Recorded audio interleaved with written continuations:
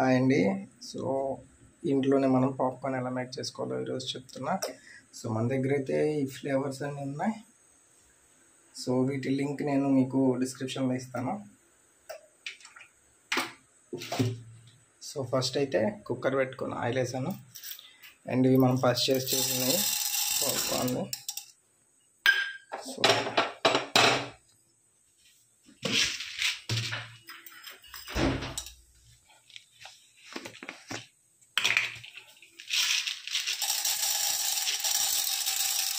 మనం రెగ్యులర్గా బయట పర్చేస్ చేసుకున్న వాటికన్నా ఇంట్లో చేసుకునేవి చాలా బాగా వస్తాయి.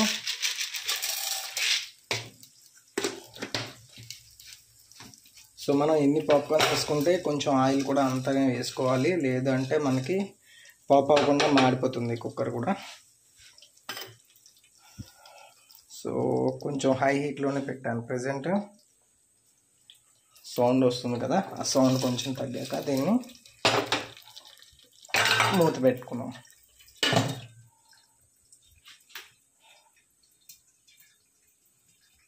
సో ఇప్పుడు పాప్ అవ్వడం స్టార్ట్ అయింది, సౌండ్ వినిపిస్తుంది కదండి. సో ఇప్పుడు కొంచెం మంట తగ్గించుకోవాలి.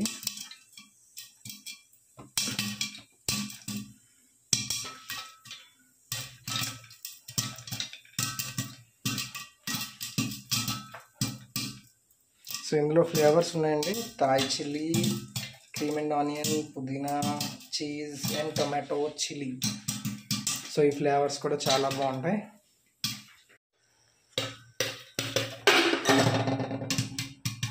సో మెల్లగా ఈ సౌండ్ అయితే తగ్గిందండి.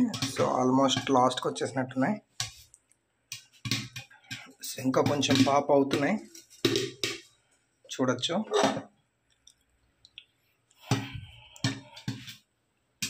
అయితే ఆఫ్ చేసేసాను. ఆఫ్ చేసిన తర్వాత కూడా ఒక 1 minute అలా వదిలేస్తే సో రిమైనింగ్ ఏమైనా ఉంటాయి పాప్ అయిపోతాయి ఆ హీట్కి.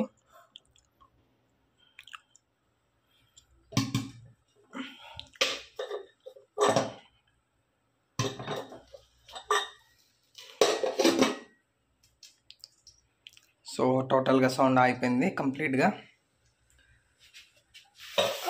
సి ఎంత బాగా వచ్చాయి చూసారా. సో ఇందులో నేను ఏమి యాడ్ చేయలేదు, సాల్ట్ కూడా. సో మనం తీసుకున్న తర్వాత యాడ్ చేసుకోవచ్చు. చూడండి, అడుగు ఏం అంటలేదు, నీట్గా వచ్చింది. సో ఇందులో మనకి నచ్చిన ఫ్లేవర్ యాడ్ చేయొచ్చు. ఫస్ట్ అయితే సాల్ట్ యాడ్ చేసుకొని so any of these flavours మనం వేసుకోవచ్చు. సబ్స్క్రైబ్.